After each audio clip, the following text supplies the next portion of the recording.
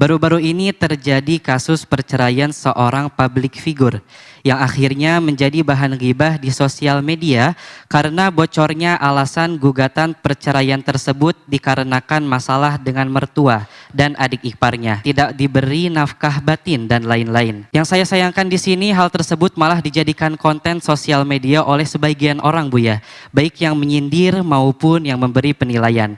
Belum lagi di kolom komentar netizen yang banyak menghujat dan menyerang kedua pasangan itu dengan komentar yang tidak enak.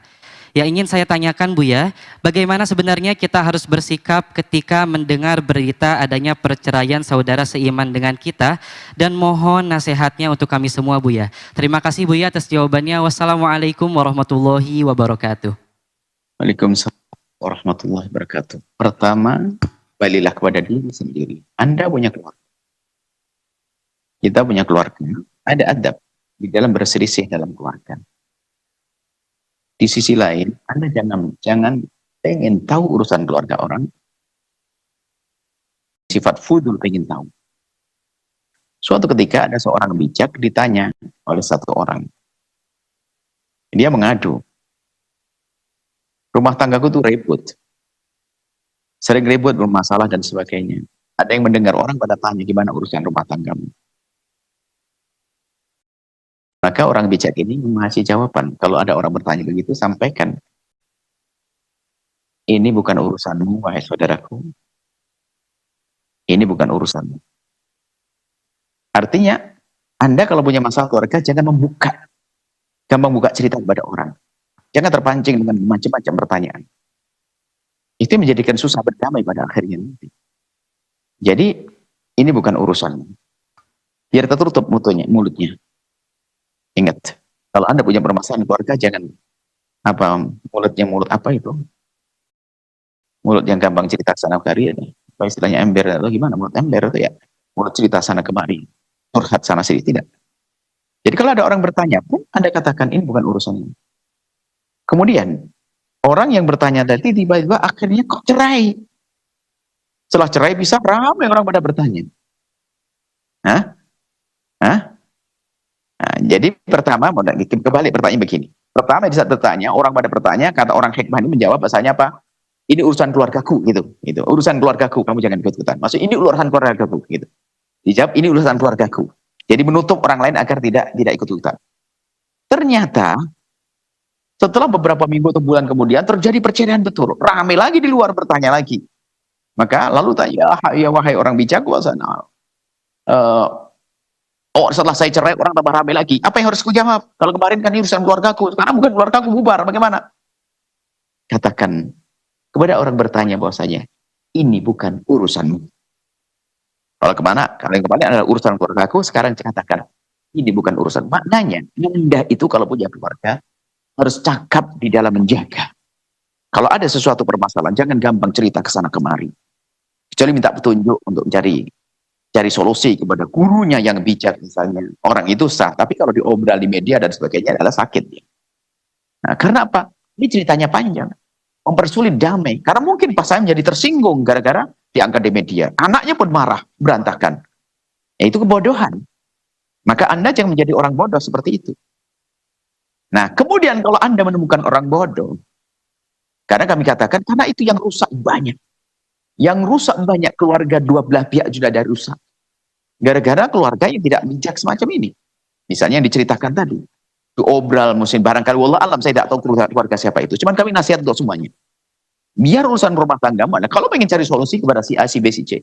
Orang-orang tertentu, dan dia bisa dipercaya amanat untuk mendamaikan.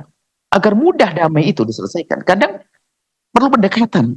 Mengurangi tuntutan sehingga menjadi bisa merapat. Ini mengurangi ini sehingga ketemu lagi. Bisa saja. Nah, tapi kalau sudah dibuka di luar, mungkin di luar ada tambahan-tambahannya, kemudian balik lagi beritanya kepada pasangannya, menjadi marah, susah untuk didamaikan.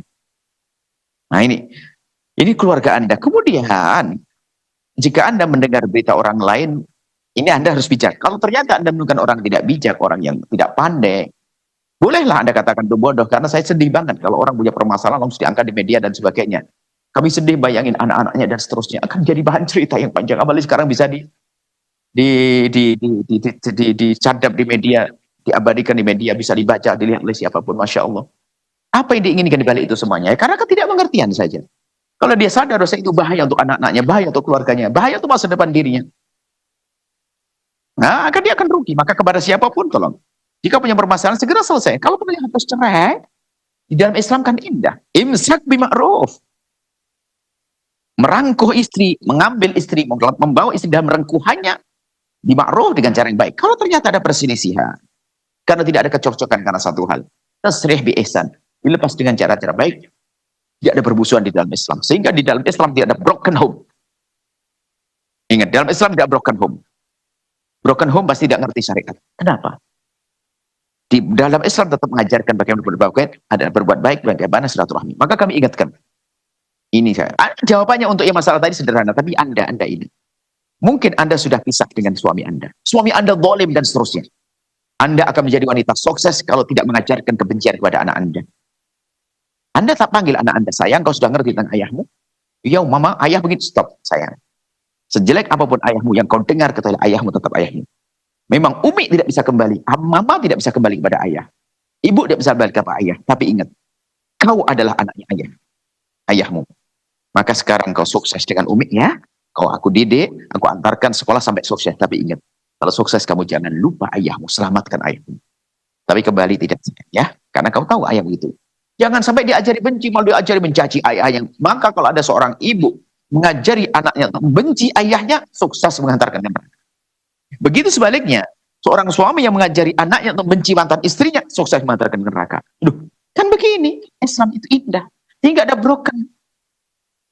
Dan sekarang kadang-kadang gap-gapan, grup-grupan. Anaknya 6, 3 sama ayah, 3 sama ibu, berantem kan? Bagaimana ini? Ya, itu kan pernikahan karena tidak dengan ilmu, tidak pakai bimbingan ulama.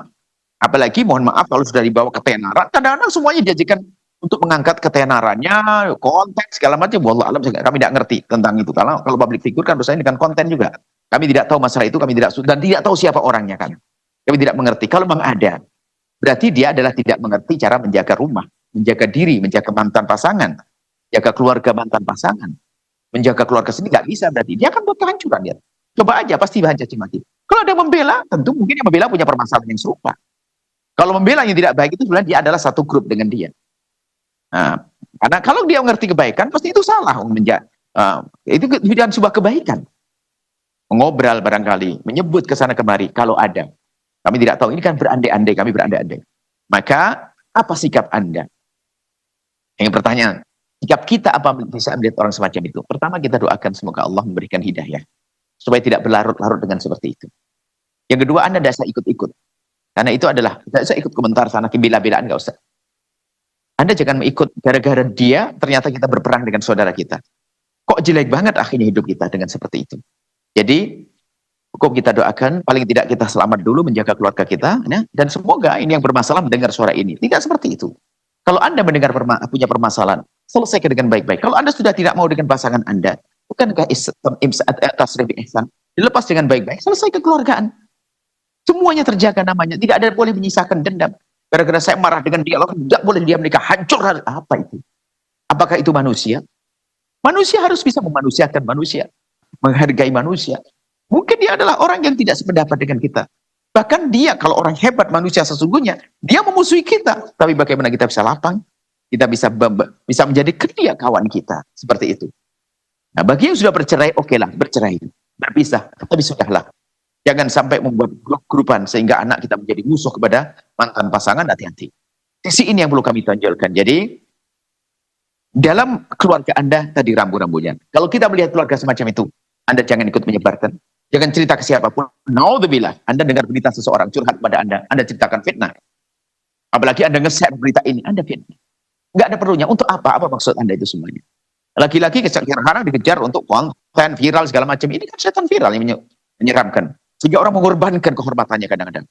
Hanya pengen viral dan sebagainya. Sampai korban nyawa kan banyak. Korban nyawa saudaranya. Main macam-macam. Naudzubillah. Ayo, kita semua berbenah.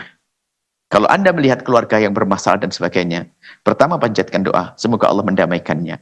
Kemudian yang kedua, Anda jangan ikut mengeruhkan keadaan itu. Ketiga, jangan sampai Anda juga berantem gara-gara itu.